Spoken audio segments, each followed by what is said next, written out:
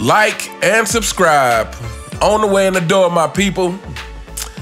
Heavy on the like, heavy on the subscribe, and I hope you all are having a great day today. Fanboys, you know what to do. Go ahead and click off this one. Go ahead and click off of this one. If you're feeling emotional today, if you're not having a good day and don't want it to be worse, go ahead and click off this video. Today we are going to talk, and this is inspired by the video I did about Rich Paul, saying that the hate of LeBron James has spread to the younger generation, and some of the younger generation purposefully leaving LeBron James out of their list and that kind of thing. So this is kind of an extension of that video. And because that video got me thinking, when I was talking about LeBron James just may not inspire them. And that got me thinking, I think that is one of the single greatest attributes that any person can have is to be an inspiration. Now, before we continue, let's read the definition of inspiration. The process of being mentally stimulated to do or feel something, especially to do something creative. Let me read that one more time. The definition of inspiration is the process of being mentally stimulated to do or feel something, especially do something creative. So like I said, to me, this is one of the single greatest attributes anyone can have. And the person that has the ability to inspire people will accomplish great things. Or I should say has the ability to accomplish great things. When we talk about Michael Jordan, I think Michael Jordan, if I could put my finger on a word that explains the magnitude of Michael Jordan's popularity, that 20 years after he's retired, still considered the GOAT by most people, most NBA players, most athletes in general. The thing that propelled him to a level that we hadn't seen in the 90s, if I had to sum that up in one word, I think that word would be inspiration. And I think a lot of us that grew up during that time are still living off of that inspiration. Michael Jordan inspired. I just got done watching the movie Air about Michael Jordan and Nike, about Nike trying to sign Michael Jordan. And, if you think about it, Michael Jordan inspired a shoe company who was pretty much on the bottom in terms of basketball shoes. He inspired this guy to not only invest the whole budget into one player, because if you guys have seen the movie, initially I think they had $250,000 that they were supposed to get 3 players to join Nike. But this guy who wanted to sign Michael Jordan, he had his mind made up that, no, Michael Jordan was it. And he convinced the guy at the head of the company, or who was running the company, to, hey, look, let's put this whole $250,000 on this one player. And so they got him. They signed Michael Jordan. But he inspired this guy to do something that hadn't been done. And then with the shoe design, I think the NBA shoe back then had to be mostly white. limited color, but you know, this guy said I think it needed more red, or they wanted to add red and black. But you know, there would be a $5,000 fine every time MJ wore those shoes on the court. But Nike said we'll pay that fine. Inspiring people to do something that had not been done. And I would argue, you know, when we talk about front offices and what they do for players, I don't like that, you know, I don't like people using that as, oh, well, you know, if this player had the front office Michael had and the coach Michael had, all these people were nothing. Again, when Jerry Krause signed Scottie Pippen, he had no idea Pippen would turn out to be a top 50 player. And even more than that, like I said, if Pippen went to another team, would he have been a top 50 player? I highly doubt it. Pippen became who he became because of playing alongside of Michael Jordan. Phil Jackson became the coach he became because he got to coach Michael Jordan. And inspiration, you know, Michael Jordan made people, inspired people all over the world to not only dream the impossible, but inspired people all over the world to play basketball, which is why the NBA is so global now. But again, going back to those of us who grew up in the 90s, we grew up in a time where basketball was always being played, where you could go to any court and there were games being played. You know, as soon as you got out of school, it was time to hit the court. And you better believe you didn't have to search for a game. Like I just said this in another video recently. Now, if I get to itch to go play some basketball, I literally have to call around and find out where some games are being played, if it's even possible. But like I said, back in those days, I just hop in the car and drive to the nearest court. You better believe there's some games being played. Again, this place called Just for Feet. Like I said, that place would have games running literally all times of day. Like I said, 3 p.m. or 3 a.m., you could go there and there was games being played. Well, Michael Jordan inspired people to play basketball.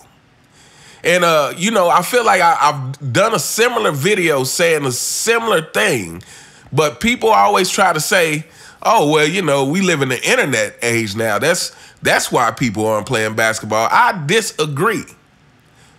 I believe when people are inspired, it doesn't matter what age you live in. When people are inspired to do something, it doesn't matter what age you live in. And now here we go. LeBron James. I ask you, fanboys, and the people who support my channel regularly, which I sincerely thank you for, what has LeBron James inspired? Because I think if we can get to the bottom of this, we will understand, fanboys, this is for you. You will understand why most people not only don't view him as the GOAT, but why a lot of people don't view him as top 5, and a lot of people probably wouldn't have him in the top 10. Because I believe that all those players, the players who I have in my top 5, to me, inspired. They inspired people. And again, let's not be ridiculous, fanboys. I'm not saying LeBron James had inspired anybody at all, but I'm talking about comparatively to the other players. He's obviously inspired you fanboys to spend your whole life searching out videos that criticize LeBron and defending him at every corner. Inspired or brainwashed, one or the other. But yeah. What has LeBron inspired? See, I would argue that, first of all, like I said, to me, when LeBron left Cleveland, he pretty much ruined his chances of ever becoming the GOAT on a Michael Jordan level. Because again, like I constantly say, the struggle is part of the accomplishment. The struggle is the journey is the greatest part of accomplishment. So when you tell me, oh, I was at a place and then I abandoned it to go to a better place, well, you just bypassed some of your struggle. And then the second greatest mistake to me is when he left Miami. You know, I saw an interview with Rich Paul on Club #1 Fanboy saying that he was the one who convinced LeBron to come back to Cleveland, basically saying, if you come back to Cleveland and win one, everybody will have to call you the GOAT. That's ridiculous. LeBron, you should have stayed in Miami and, you know, and try to build that team up as much as possible and win as many championships there. Because at least, you know, you could have spent, if you would have spent the second half of your career all in Miami, and even if you would have had the same amount of rings, if you would have got 4 rings in Miami, that would have been much more valuable than you leaving Miami after 2 rings. Then you head to Cleveland and win 1. And then you head to Lakers and win a worthless championship.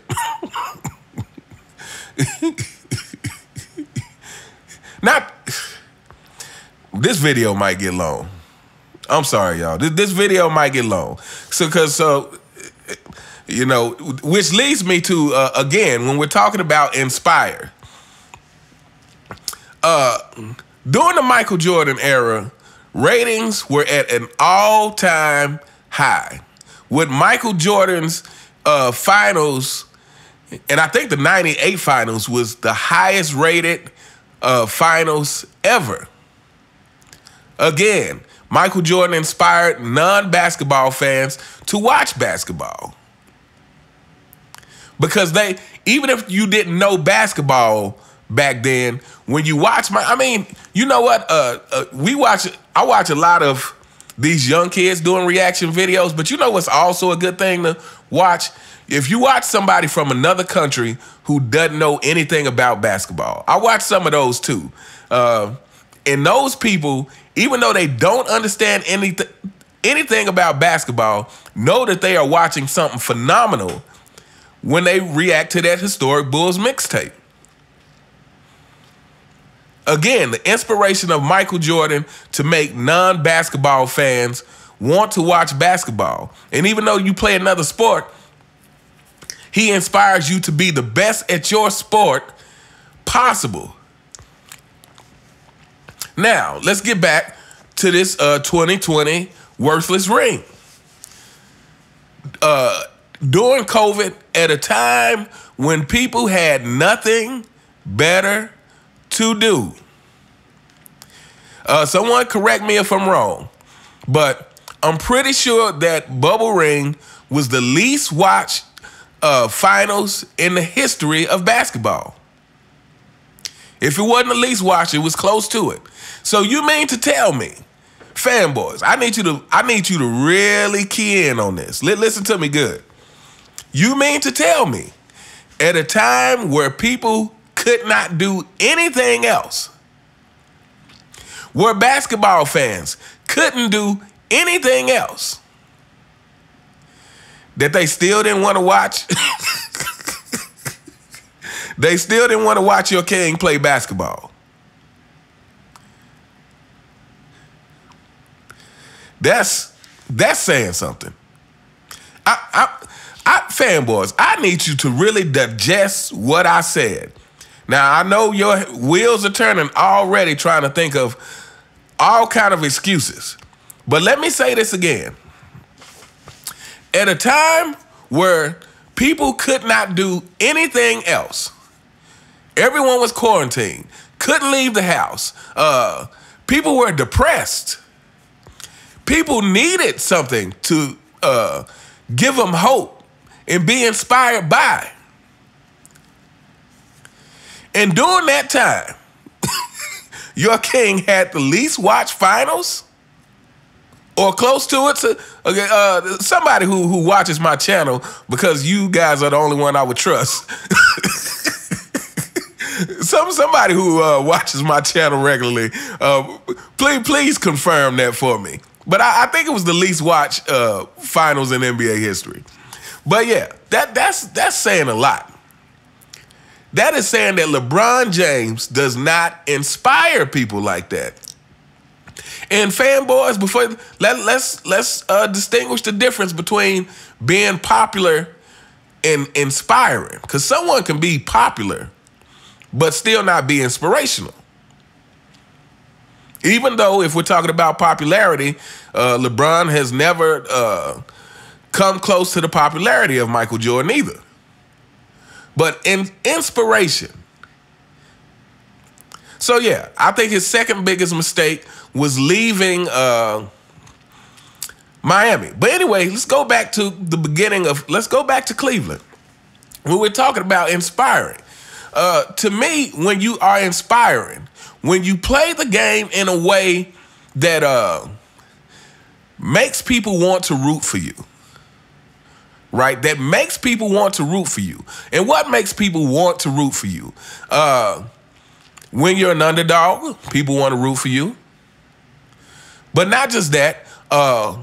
When you're humble, people want to root for you. When people can see that you are literally giving your all on the court. And there are a lot of players who play hard. But I would dare you to find any players who played like a Michael Jordan or Kobe Bryant. But even if you want to get outside of that, you know, you watch Magic Johnson, Larry Bird, you know, talking about consistently playing hard. LeBron James, you know, he was, I would say, like I said, I was indifferent to LeBron when he first came into the league. But I was hopeful. I was like, you know, this kid got a lot of hype. I hope that he turns out to be somebody who I enjoy to watch on a regular basis. And at the beginning, I will say I did enjoy watching him. But even, you know, even at that time, you know, LeBron clearly was not a Jordan-type player.